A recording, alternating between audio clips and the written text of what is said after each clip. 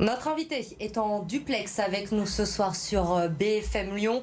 Bonsoir Bruno Lina, merci d'avoir accepté Bonsoir. notre invitation. On en parle un peu moins, c'est vrai en ce moment, mais pourtant le Covid est toujours là dans le Rhône. Les contaminations repartent à la hausse, on le voit, le taux d'incidence est à 488 aujourd'hui. Est-ce qu'on doit s'inquiéter ce soir d'une reprise de l'épidémie dans le département ? En fait, ce qu'il faut bien comprendre, ce qui se passe, c'est deux choses qui, combinées, entraînent cette reprise de la circulation du virus. Premièrement, et comme vous avez pu le remarquer, l'ensemble des mesures barrières sont tombées. Enfin, plus personne n'utilise de masque, plus personne n'utilise de gel hydroalcoolique, plus personne ne fait de distanciation. On est rentré dans un moment où vraiment on a utilisé nos modes de vie que l'on avait avant la crise Covid. Or, ce virus continue à circuler et c'est le deuxième point. Le virus qui circule, qui est actuellement en majorité du virus BA5 maintenant, c'est un virus qui a pris encore un avantage de transmission. On était en train justement de discuter, de savoir à peu près à quel niveau il était de la transmission. Il est probablement pas très loin du niveau de la transmission de la varicelle. C'est un virus extrêmement contagieux. Et donc, quand on combine les deux effets de l'absence de mesures pour empêcher la transmission entre individus et le fait qu'on a un virus qui est plus transmissible, eh bien, on s'expose à une reprise de l'épidémie. Et cette reprise, elle n'est pas en France seulement, elle est observée partout en Europe, à des niveaux un peu différents. L'Allemagne est avec des taux d'incidence qui sont supérieurs à la France. La Grande-Bretagne voit aussi l'augmentation du nombre de cas. Et le Portugal avait un petit peu ouvert le bal avec une augmentation des cas à partir du début du mois de mai. Et on a vu qu'ils ont eu quelque chose qui peut peut-être être ce qui nous attend, c'est-à-dire un pic épidémique qui est un petit peu moins élevé que ce que l'on avait eu avec les vagues précédentes et qui a duré en gros 6 à 7 semaines avant de retourner à la normale. Donc si on pense qu'on est depuis quelques jours dans une dynamique épidémique, il est possible que cela dure un petit peu. Toutefois, la situation française est différente de la situation du Portugal parce que le Portugal n'avait pas eu de vague épidémique BA2 au mois de mars-avril, ce que nous avons vu. Or, on sait que l'immunité qui est obtenue au cours de cette infection BA2 est très proche de celle qui permet de lutter efficacement contre le virus BA5.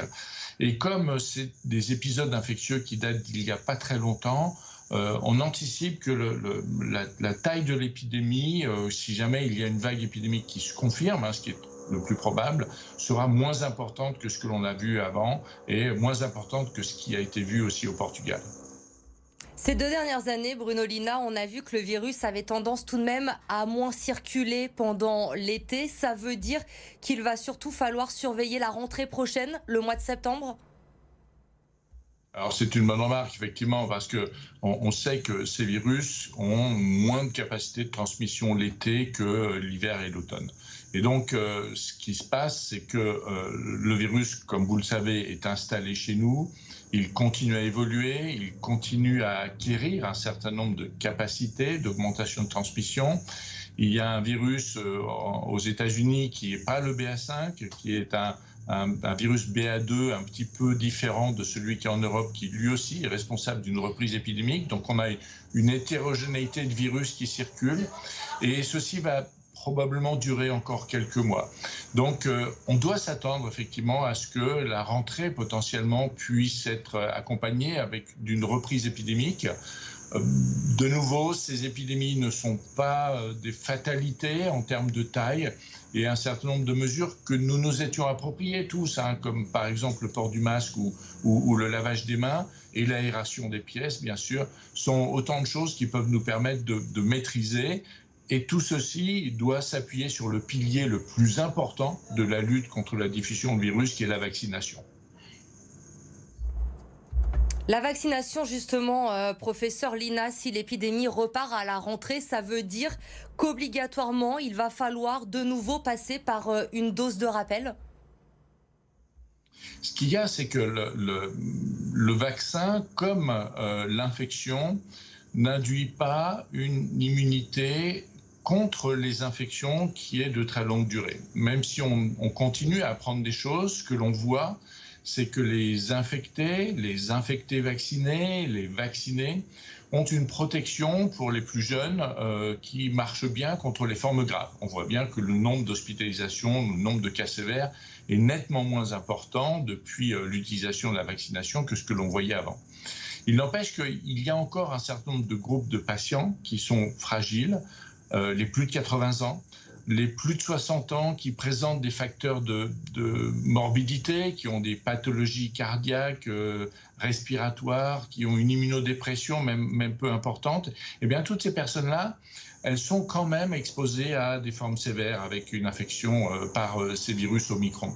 Et donc le message aujourd'hui est de dire deux choses. Premièrement, à court terme, toutes celles et ceux qui sont à distance d'une vaccination ou d'une infection, je dirais à plus de 6 mois, et qui ont soit plus de 80 ans, soit des facteurs de mortalité, de morbidité importants, eh bien, il faut qu'ils se fassent rappeler et qu'ils aient un rappel vaccinal, pour être plus précis. Il faut qu'on leur fasse leur deuxième dose de rappel vaccinal. L'autre chose, c'est qu'à la rentrée, on va de nouveau avoir une circulation du virus. Alors ceux qui auront été vaccinés pour leur deuxième dose de rappel durant le mois de juin et le mois de juillet, eh bien, ils seront encore protégés. Par contre, ceux qui n'auront pas été vaccinés, eh bien, il faut impérativement, pour de nouveau freiner la circulation du virus et se protéger individuellement, que ce rappel vaccinal se fasse. Ça reste important dans un contexte où le virus continue à évoluer de façon significative et continue à provoquer des épidémies. Donc ça veut dire qu'à la rentrée, il n'y aura pas cette dose de rappel que pour les personnes fragiles. Toute la population va devoir se faire vacciner de nouveau. Alors, il y a des priorités de vaccination. C'est-à-dire qu'il est clair que le bénéfice individuel de chaque personne, lorsqu'elle présente des facteurs de risque, lorsqu'elle a plus de 65 ans, eh bien, elles sont tellement importants qu'en fait, il faut effectivement qu'elles utilisent le rappel vaccinal. Pour les autres, en fonction des circonstances, si de nouveau elles souhaitent se protéger, eh bien, tout un chacun peut faire ce rappel vaccinal. Il n'y aura pas d'obligation de rappel vaccinal, bien évidemment, mais il y aura des recommandations et ces recommandations permettront de protéger tout le monde. Rapidement, il ne nous reste plus beaucoup de temps, professeur Lina, mais en vous écoutant, si on devait avoir une conclusion, c'est qu'il faut apprendre à vivre avec ce virus, il ne va pas disparaître. Oui, absolument. Ce virus, on va le garder avec nous. Alors, la dynamique de l'évolution de ce virus va changer probablement, mais ça prendra peut-être encore plusieurs années avant qu'il se stabilise et qu'il arrête de donner des nouveaux variants qui augmentent en transmission.